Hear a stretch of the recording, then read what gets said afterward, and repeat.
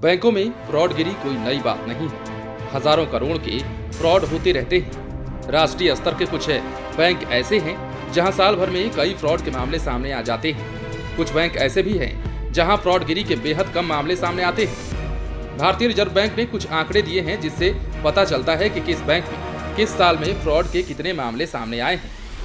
मध्य प्रदेश के एक शख्स ने रिजर्व बैंक से सूचना के अधिकार के तहत जानकारियां मांगी थी।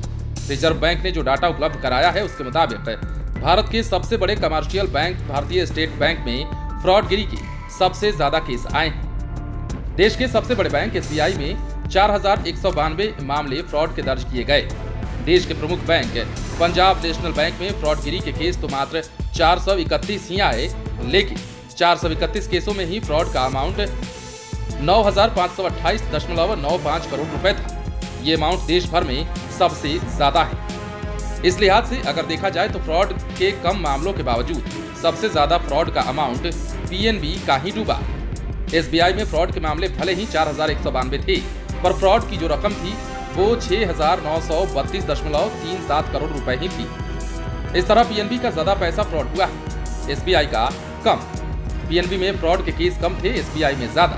रिजर्व बैंक ने जो आंकड़े दिए हैं उनको देखें तो पता चलता है कि पहले की तुलना में अब फ्रॉड केसों की संख्या लगातार कम होती जा रही है।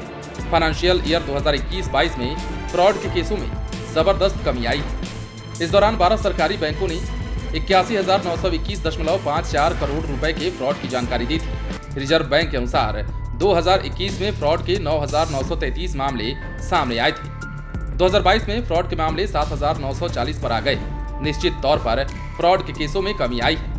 बैंक ऑफ महाराष्ट्र में फ्रॉड के कुल 72 केस सामने आए, जिनमें 1139.36 करोड़ रुपए का फ्रॉड हुआ है। सेंट्रल बैंक ऑफ इंडिया में कुल 57 फ्रॉड के केस आए, जिनमें 773.37 करोड़ रुपए का फ्रॉड हुआ है। यूको बैंक में फ्रॉड के 114 केस आए, जिनमें 611.54 करोड़ का फ्रॉड हुआ है। दरअसल फ्रॉड को रोकने को लेकर सारे बैंक अलग अलग सिस्टम पर काम कर रहे हैं। ग्राहक भी जागरूक हुए हैं, तकनीक का इस्तेमाल भी काफी बढ़ गया है। रिजर्व बैंक का कहना है कि आने वाले दिनों में बैंकों में होने वाले फ्रॉड को पूरी तरीके से खत्म करने के लिए कई स्तरीय योजना पर काम चल रहा है। जिसका पैसा खाते में है वो सेफ रहे, ये सुनिश्चित करना बैंकों का काम तो है ही, रिजर्व बैंक की भी अहम जिम्मेदारी है। उम्मीद है इस जानकारी से आप संतुष्ट हुए होंगे। अगर आपको हमारा ये वीडियो पसंद आया हो तो हमारे चैनल को सब्सक्राइब कर लें। इसके अलावा यदि आप ये वीडियो फेसबुक के माध्यम से देख रहे हैं तो हमारे पेज को लाइक कर दें। इसके अलावा आप लाइव सिटीज चैनल को ट्विटर पर भी फॉलो कर सकते हैं।